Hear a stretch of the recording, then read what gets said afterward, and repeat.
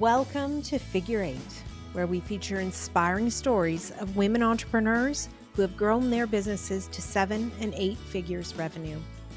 If you're in the mix of growing a bigger business, these stories are for you.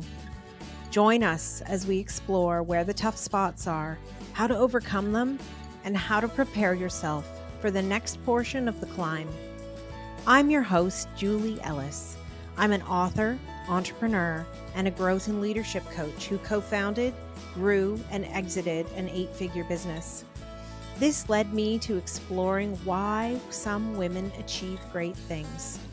And that led to my book, Big Gorgeous Goals. Let's explore the systems, processes, and people that help us grow our businesses to new heights. If you're interested in growing your business, this podcast will help. Now, let's get going.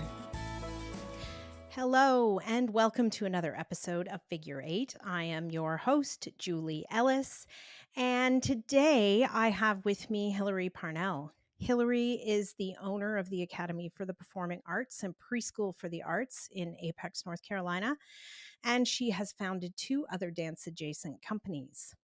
She's taught over 10,000 children, grown her revenue to well over $2 million, and she has also coached hundreds of small business owners. She believes that she wants to make the most of the leadership, mentorship that are available to her and to help others not make nearly as many mistakes as she has. So welcome, Hillary. Thank you so much. It's so exciting to be here. Thanks. I'm so glad to have you today. Why don't we start off with you telling me a little bit about the Academy for the Performing Arts and the Preschool? Yeah. So I started the business when I was at the ripe age of 21, basically right out of college. I tried to have a real job for about 8 months and realized very quickly that was not for me. And I come from a fairly entrepreneurial background. My dad, my uncle, we've have a lot of people in our family that were willing to support me doing whatever I wanted to do. And oddly enough, it was down to a cleaning company or a dance studio. That's it, the question was Kind of not whether or different. not, yeah, it wasn't whether I would do it. It was what I was going to do. And I had grown up dancing. I am not a professional dancer, never was, didn't even dance in college. But I had grown up my whole life. It felt like family. It felt like the right move. So we started when I was 21. I was a very arrogant 20 something in those early years and tried just to do it all myself and to figure it all out as I went and thought I knew better than all the people that I should have been listening to. And despite that, I managed to crawl out of debt and get to a point about 10 years later where we were surviving. And it was just a really long road. And now here we are 22 years later, and very profitable and doing great things for my staff and my people and our families. And my mission now is to help others get there a lot faster. Learn from the mistakes I made and listen to the wiser people that went before you and really try to get them to this point, because this point is amazing. I love this point. I wanted to be here 10 years ago and I just didn't know how. So my goal now is to help others do that. That's a really great part, I think, is that give back piece, because especially when we're doing it by ourselves, it feels pretty lonely and Right. hard. Yes, for sure. It is very lonely. And I think the the problem is we don't even know where sometimes to go for the help. And getting that message out there is really important. Yeah. Yeah. So your business is close to my heart. I don't know if you know, my university degree's in dance. And so I spent my life also in the dance studio when I was growing up. And so I think it's a fascinating business because a lot of people cannot figure out how to scale a business the way you have in your industry. Yeah, for sure. Yeah, the average dance studio in the world, actually, because I work with global studios, is about 150 students with about a revenue of around 200 to 250,000 a year gross. Right. Right. And that's before you pay rent, teachers, yourself, all the things. And most studio owners, most business owners in this and other passion based small businesses don't even, do it for as a hobby, as a glorified hobby, not even paying themselves or paying themselves a livable wage. So that has been a challenge for sure. Yeah. And why do you think you were able to sort of break beyond that? What was it about you that allowed you to build the business you have today? Um, at the beginning, I was that person. I martyred for a long time. Um, my dad, to be honest, was probably my driving force behind. In year 3, he said, "You have to buy a house, and we will pay you enough to buy the house." And in year 5, you have to get a new car. You and it can't just be a clunker. And I fought that hard. I didn't want to buy a nice car because I felt that people would resent me for it, or they would think they were paying too much, or that I should be doing more if I had a nice car. And the stories that I go back and think about are fascinating to me because I lived that life that I talk to so many small business owners about. And it is very much half of what I've found business owners to be like. The other half are like, I'm going to make money. I want to be profitable from day one. I'm going to take 100% of what I can. And that's why I do this. But when you're talking about passion based industries, and especially, not to be completely sexist, but a lot of women based industries, you run into that problem. And so having my dad in my ear, yeah, early on got me to a point where I knew I needed to at least make some money to know my value. And then finding the right people, finding masterminds, finding other groups of individuals who unapologetically made money. And listening to speakers and reading books and understanding that the only way to actually fulfill the passion and to provide the vision for my customers is through profitability. And once I made that mental mind shift years ago, it just took off from there. Now my mission is to provide a space for my staff that they can make money. And once I put that on them and realize that what I'm doing is to build a place where they have career paths, and again, not something you see in the dance industry, um, it makes making money a good thing, not something that we should be afraid of. Yeah, so much of what people do in the dance industry is piecing together bits to Mhm. make themselves a living.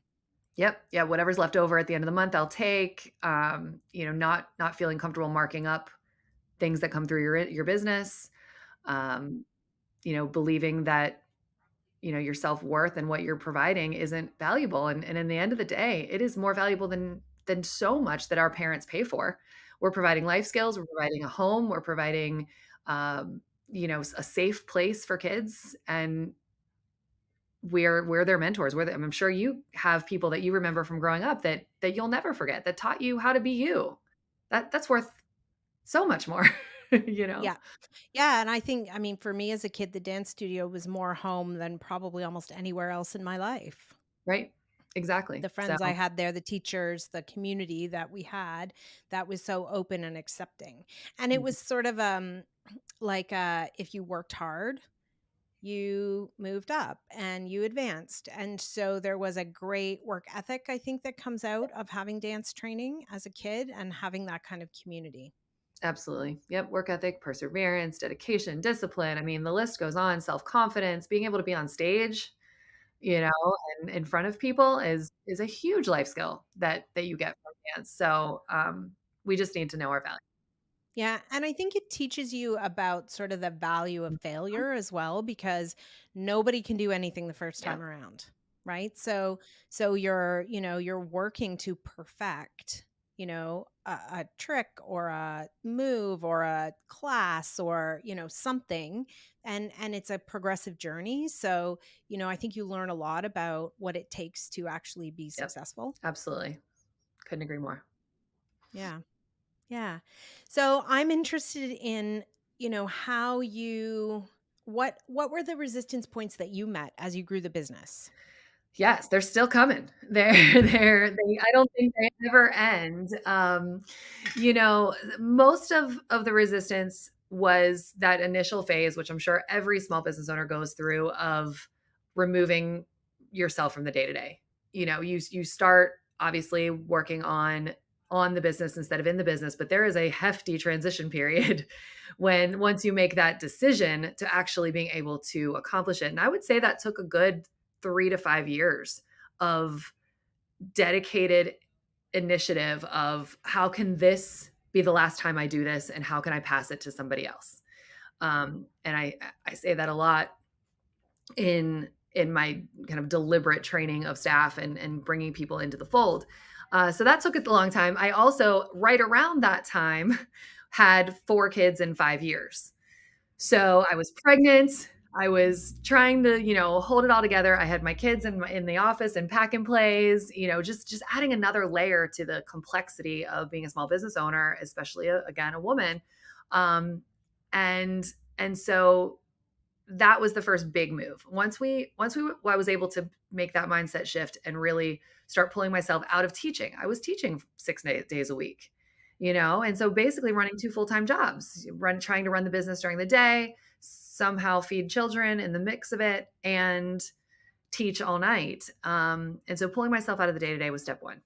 That transition happened. And then there was probably another 5 or 6 years of kind of just leaning into getting systems in place and making sure that not only was I not doing them, but I wasn't initiating them. I wasn't making sure they were happening. Somebody else was taking ownership of these processes and systems, and empowering my team to really step up and not expect me to be the one taking the phone calls from the parents or putting out all the fires or again initiating things. That was a big transition. Is like the calendar should not be mine to run. You know your job, now do it.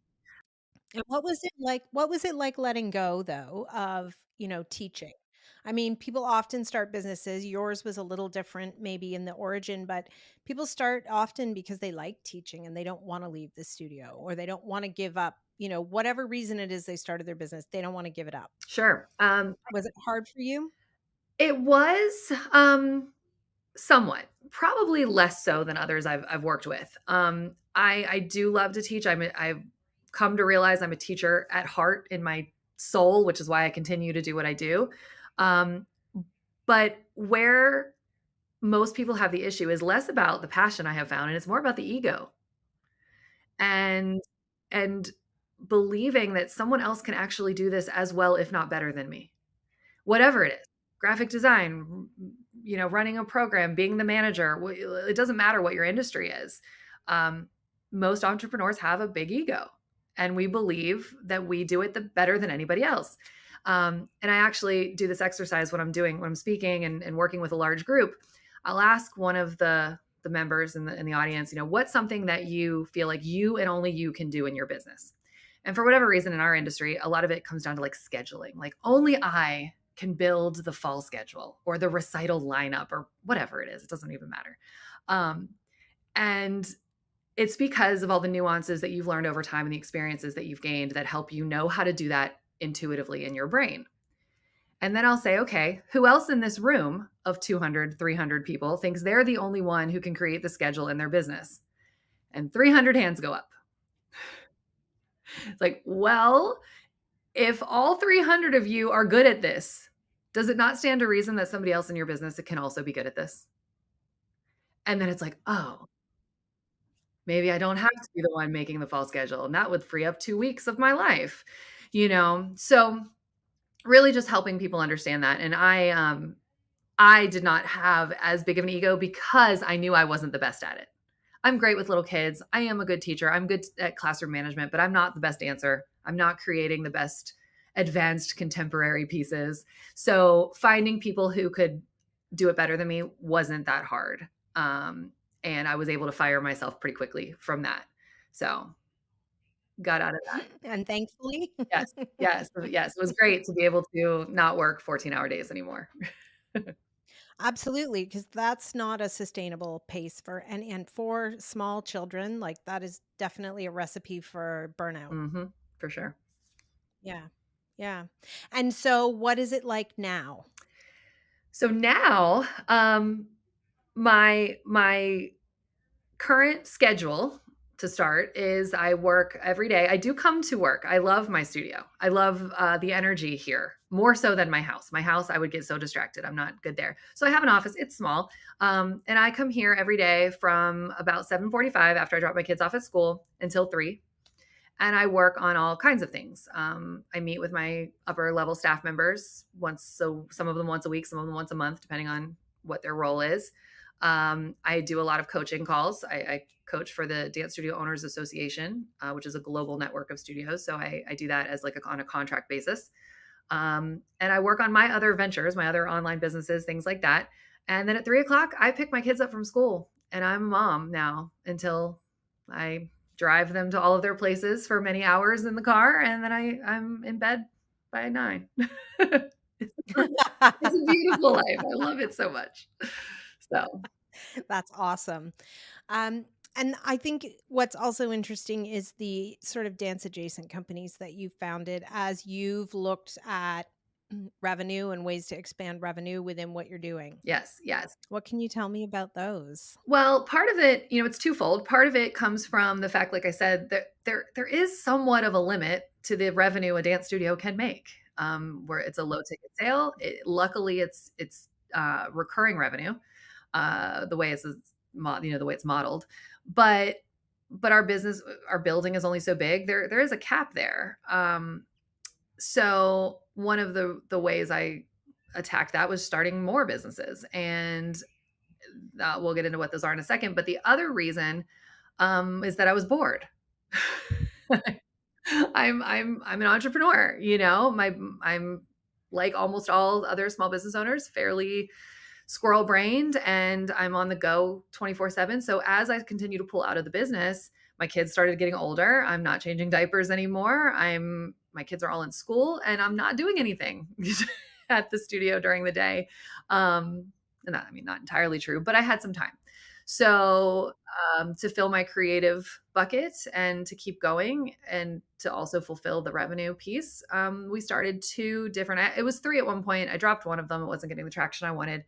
But two other online dance adjacent businesses, very different. They're just all over the place because that's how my brain works. One is it's called Dancers in Balance, and this stems from a program that I built within the studio that I wanted to share with other studios in the world. And it's basically a journaling and growth mindset workshop type program that we implement in our studio with all of our dancers every week. So the kids who are less serious just there's a word and their little cards, and we talk about different life skills and things like that.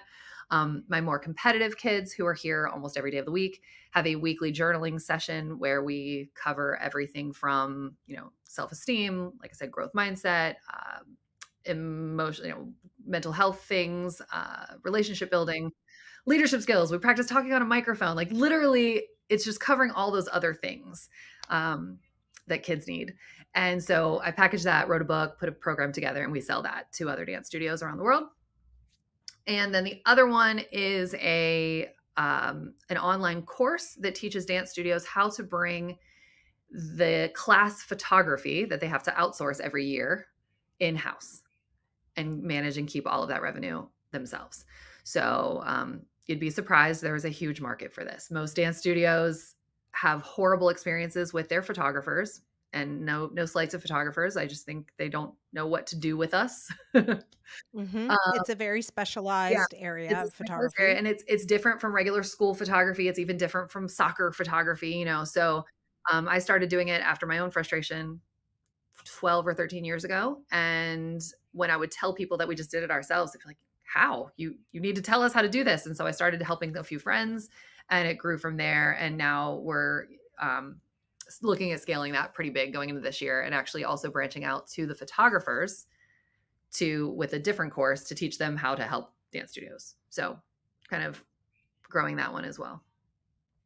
Yeah, that's really exciting. I think it's really interesting too because, like you said, the building has only so many hours it can be used Mm-hmm. in the after school period, as well as, the number of heads you can put into classes and those kinds of things. So that revenue diversification is important. Exactly. Yeah. And even within the studio, that's where the photography started. That's another huge revenue stream that happens 2-3 times a year now that we can add to the bottom line.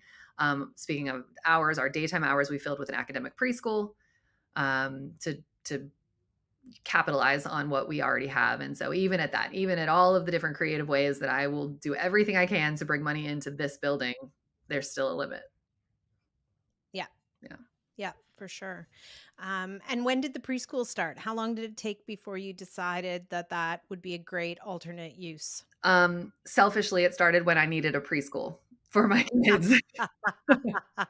The best way businesses are started. Yep, yep. What do you need? Exactly. And I know you can speak to that as well. It's like what would make my life easier. And when they were my first two are very close together. They're only 15 months apart. And they were, when they were infants, we after trying the pack and play in my office for a while and that not being very successful, we converted a room here, like a closet, basically, into what we called tot lot. And all the teachers paid into a shared nanny. And we had like a daycare actually at first, and then they got old enough to go to a preschool, and we didn't. I had two other teachers that had kids around the same age, and we didn't really have anything local that we loved as far as options and um, price point. So we said, let's start our own. And it just grew from there. And now my youngest is 8. He's been out of the preschool for years. And every year they're like, are you going to keep doing this? Like, yes. Yes, I am. It's quite profitable. We will keep doing Yes, this. it makes business sense. I will keep doing it. Yes. So there have been quite a few things over the years that selfishly I started. We started a theater program because one of my kids wanted to do drama classes. Like, sure, we could do that. Yeah. Yeah. And it fits well with all the other training that you're delivering. Yep, exactly. Yeah. So Yeah. So tell me a little bit about how you know when you need to level up. I mean, yeah. we talked about it being, related to an unmanageable schedule. That's certainly one way. But what are the other ways that you have sort of known that things needed to change? Sure. For me, I don't know if it's intuitive necessarily. I'm sure there's some intuition involved. But I can feel things breaking. When things are running smooth, there's a lull, there's a peace, there's a calm about the day to day. Now, because I know that our systems are solid. I know that I have the right people in place. We can sit in some comfort zone for a while. When we were at the beginning and growing and building systems, everything felt broken all the time. But I knew then that was my fault. The systems weren't in place. We knew we needed to fix things as they existed. And now I know that we're good at that. So when something stops working, it's like, okay, are we maxing out that software? Is the system we have for, recital check-in not going to work anymore because we have too many kids? Is the are the phones not being answered because my people are good now? I've gotten good there because we need to hire someone else. And as more and more of those start to kind of join the conversation, then we say, okay, what's the real issue here? Let's work backwards. What is at the root of this problem? And at this point, it's coming down to software and people. And the fact that sitting at around 2 million, we were still right in that sweet spot of what I would consider small business, where we're using like the free versions of things, and we're testing, we're able to watch the videos on the software to understand how to use it. At 3 million, at 1,000 students, at extra businesses, we now need the custom training. We now need the corporate level of that software. We now, and in some cases, we're not quite there yet, but like we have to, we just have to do it. Yeah. And I mean, even things like benefits and health insurance, like we've never, up until very recently, never even had to consider that. That wasn't on the table for my industry, for the way our people worked. But now I have more full-time employees. I have tons of full-time employees that aren't married. And again, my industry is unique. Most of my staff are women and they're married and they have healthcare. But now that's on the table. That's something I have to provide. And that's unique for my industry. So now learning and doing research and networking and figuring out how to make that work is my job full time now. I'm not teaching dance classes. I'm learning about health benefits. Who would have thunk it? Yeah, totally different. Yeah. Yeah. Yes. Well, and you had mentioned to me when we chatted before about paying for software that you thought, like, a year ago you would have said, never going to do it. Right. Yep. Yeah, absolutely. Even as recently as today, I find myself finally at a point where I'm understanding that I can't do this myself. And that's I think where growth will be my next phase, where we're going to start even financially looking at capital investors, stepping up, looking at franchising, looking at buying new property. Those kind of things, for me, are evident of a next growth phase. And I could stop. We don't have to do that. I could live like this, No, you could you know? sit with what you've got for sure. You've And got a great business. yeah, and I really I like where we are, but I know my youngest, like I said, is 8, and I count the minutes we have on earth, like, and I know by the time he is graduating high school, I'm going to be bored out of my mind if this is what I'm still doing. And so then it'll be too late. So, how can I start leveraging my time that I have now to get to where I want to be so that, I've got my time filled then. Yeah, and I think that's interesting because you're showing that sort of duality of recognizing that for the business you have, you've got systems, stability, repetition, like all the things you need that have scaled it to where it is right now. But that you need something, but you're not going to come over here and play in the soup and mess with what you've Mhm. kind of got going on, which is working well. Exactly, exactly. It could definitely mess things up. I love where we've built the business. I love what I'm able to offer. Like I said, my team, my staff, and they are my latest round of students. The way I look at it, like in 2 weeks, where I'm hosting a goal setting and planning retreat for my staff. Getting to live in that space where I am truly in the mentor role is so refreshing, and let them do the management now, because I'll say managing is probably my least favorite part of entrepreneurship. So the sooner I can get out of managing, the Right. better. Well, and I think in some ways that's pretty common. The managing piece is Yeah. not what people sign up for when they imagine starting a business and having a dream. Right. I've heard you say that before, that yeah, that we don't realize that it's going to get to that point where you're not going to get to do the thing you love forever. You have to manage other people doing the thing you love, which is almost kind of painful to watch, especially when we pull that ego piece back into it and think you could be doing it better. So learning how to train people to do it as good or better than you, and then stepping out of that role as quickly as possible really is kind of my And learning mission. how to find something else that will light you up, that you Right. can go and follow the thread of without sort of tipping over what you've done already. Yes, yes. Finding time to reflect and all of that, which again felt so woo-woo to me when I was younger and in the thick of things. It's like, I do not have time to reflect or meditate or, think about my year and make a word of intention and all of that. Like that is so against my common or like my core personality.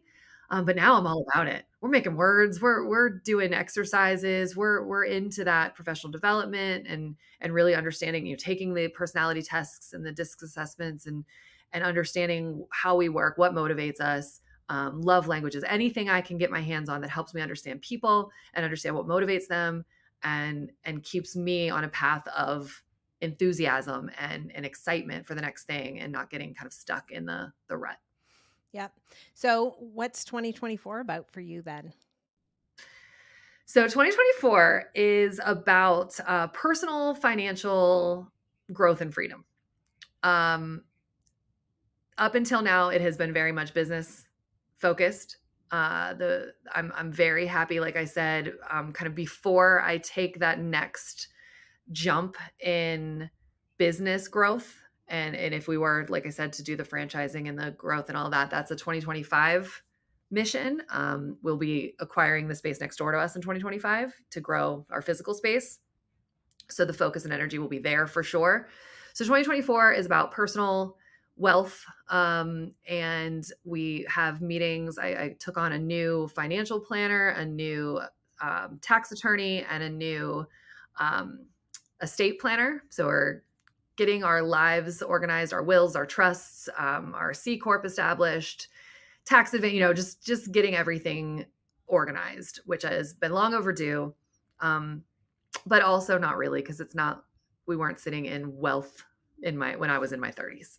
So now it's You time, weren't get in organized. disarray, but it was time to level up. Yep, exactly. So that's the plan for 2024, is to just get really organized personally. And then so I can have the clear head to get back into the business in 2025 and see what that takes us.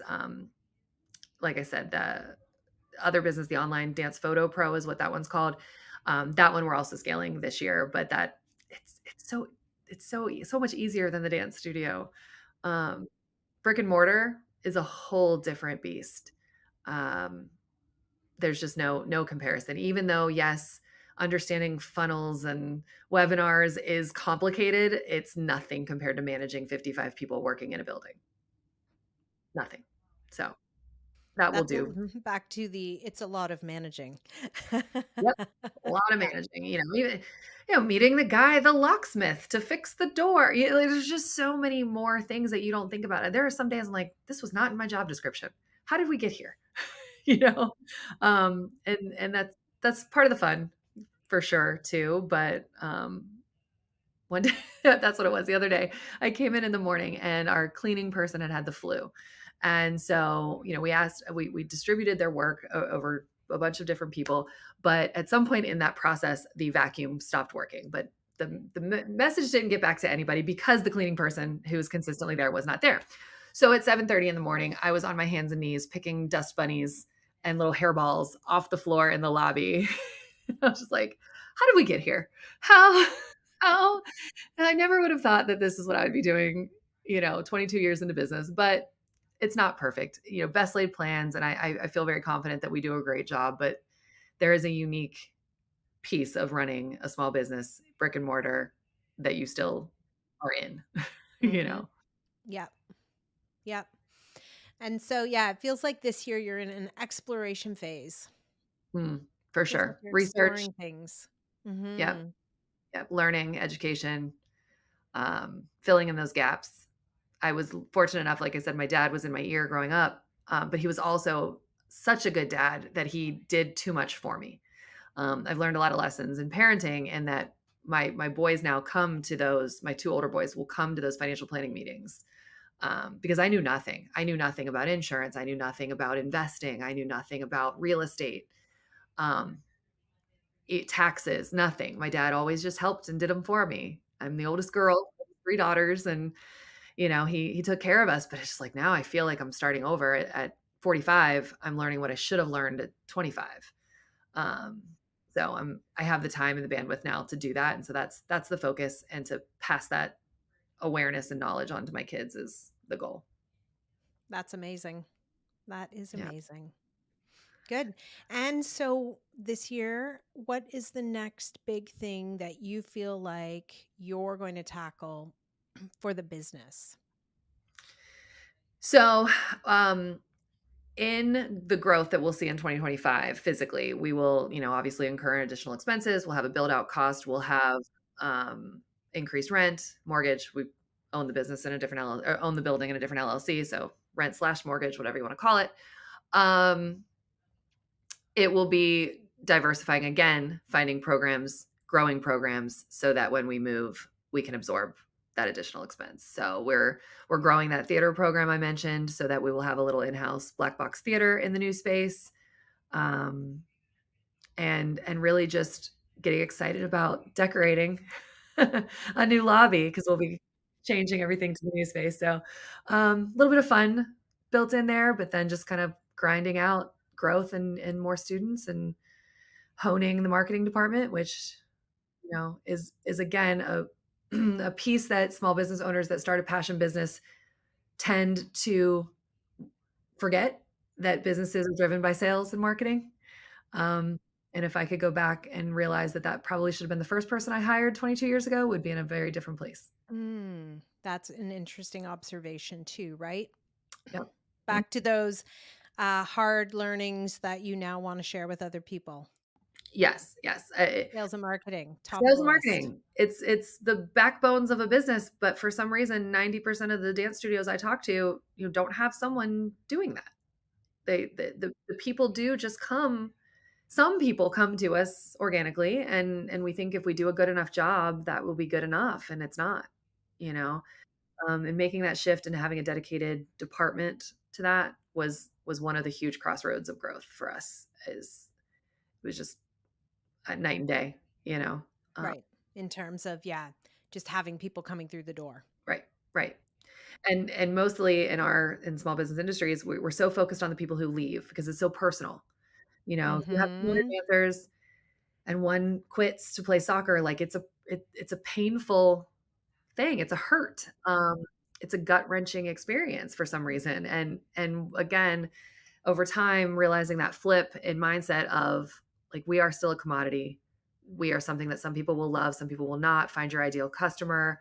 Um, and even with your ideal customer, you're one of a million things kids can do after school. Like, we can do the best job in the world, but there is still a hefty attrition rate with those kind of things. And it's not reasonable to expect every 3-year-old to dance until they're 17. Like, so once you can get rid of that mindset and realize that we are like everything else, we need to just get people in the door, marketing, marketing, marketing, sales, sales, sales, and then, keep filling the bucket. We'll be fine. Yeah, and you can do the job once they're in your doors. Correct. Yeah. Have confidence in the And so product. if they choose to go out, it's not about you. Right. To an extent. Yeah. Yeah. To an extent. Sometimes it won't be the right fit, but Correct. Yeah. And that mindset shift has been huge too. And then what's funny again with the management piece of it is once you make that mindset, you've got to sell that mindset to your whole team. And that's the part that's a little bit exhausting, I think, when it comes to management. It's not just the millennials who won't show up to work. Um, it's the it's everything else. It's getting people to buy into your ideas and your inspirations and not overwhelming them and not passing down your overwhelm and um mhm. it Yeah, at some point you shift from where you're very small and you work your problems through with the team around you to where you have a conscious feeling of, I need to work this stuff out before I go to them. yes, There's some point where there's like a shift from that sort of like more small founding kind of team to where people are actually, looking to you as for expertise correct. and like what you're doing, Yeah, and I even though you may not. You may not, but I do think even the ability to start having that shift comes with your own confidence. You've got to do it for a few years. You have to make the mistakes yourself. You have to fail yourself up first to be able to say, "No, I did that. I've been there. This is what will happen. I am confident in this decision." And I know starting mine so young it took 10 years just to get to a point where my staff were younger than me for the most part. And that was a huge challenge at the beginning to have people working for me that had much more experience that did know better, and to expect them to listen to me. So, now I'm like the old lady around here. Um, it's great. Uh, well, and I do think it's interesting because as much as you maybe let your dad do things you wished you had learned along the way, I think that you had somebody you trusted who did gave you good advice and did the right things. And that's also incredibly important. Like just thinking about, the structure you referred to around owning the building in a different company and, some of the things that are important to get into place and that often seem we know they're important, but we don't want to have to deal with them. Sure. Oh my gosh, yes. All of that is hard. And I think the the reason can be, twofold why people don't learn or do the right things. I mean, one, like you said, we just don't know any better. We don't know where to get that information. And I'm finding that still true to this day. They say surround yourself with people who are already at the level you want to be, but they're not knocking on your door. You No, have and so how do you find them? right. Finding them and asking the right questions. And then once you get in front of them, making sure that they see you as a valuable counterpart too, because they're also trying to level up, right? And so I found that's been difficult, especially, I'm an introvert. I don't love networking. That's not my wheelhouse. So that's been for sure a difficult piece of this puzzle. But then, back then, just being overwhelmed with the day to day and the busyness, you do things as quick and as easy as you can because you just don't have the time to do the research and the education and to learn. And so that's why it didn't even occur to me to fight back with my father for all those years, because like he was taking care of it and getting it done. Great, enjoy. Um, Even to the point where he was doing my bookkeeping for so long, and it wasn't until I finally realized that some things were questionable that I needed to step in and learn that. And that took 3 years to learn how to do my bookkeeping, that I couldn't have done in those first few years anyway. It was just too much. So, Things we never thought we would have to learn in life. right. And things they don't teach you, even if you have a dance degree. I'm sure you didn't learn bookkeeping in your dance degree, you know? So I wish there was a way to help shift that conversation, make people realize really what truly is important. But same thing, actually went to school. I have a biology and a chemistry degree. I was going to be a dentist. And I know for a fact that they don't teach you how to own a dental practice in dentistry school. you know, you learn how to be a dentist, and I think that shift for sure needs to happen. And I don't see it happening anytime soon. No, but it is interesting, I think, across businesses to find those universal pieces, right? Like figuring out how to sell your product and market yourself is always going to be important, no matter what business that you're in. Figuring out how to scale, how to delegate, systems, processes, it's all the same. It is. It is. It's fascinating how similar it is. No matter what we're doing. My sister is in recruiting. She works for a huge recruiting firm. She places C-suite level employees, makes millions of dollars a year, and she has the same problems I have. And we joke about it. It's like, maybe I should have sold something more expensive. But No, I think it is fascinating though, just to see a window into what it's like with what you're doing in dance and dance education and preschool education, and thinking about what your big gorgeous goals are for the future and where you're headed, and to talk today about how we can all try and do it a little bit more gracefully. Yeah, for sure. I think part of that is that reflection piece, taking stock, remembering where you were. It's hard coaching with the studios that I work with because they're at every point in the past. But as long as I stay grounded in those mistakes that I made and remembering what it felt like to be there, it's so easy to help them because I genuinely feel the pain that they went through. I think it's easy once you've found success and found your way out of that kind of darkness to forget what you went through. You're having a little amnesia about it, but I definitely try to stay grounded in the process. That's great. I think that's great advice is to have a great process around look back, look forward, look down at your feet and look at where you're at right now. It is really easy to forget how far you've come. Yeah, we celebrate wins a lot. That's something I learned through one of the masterminds that I'm a part of is, we start every meeting with what went well, what's going well, what are you grateful for? Remembering all the things that are good because we're about to get into all the problems. We'll hash out the issues all day long. But let's not forget what's going really, really well and how we got here. So That's great.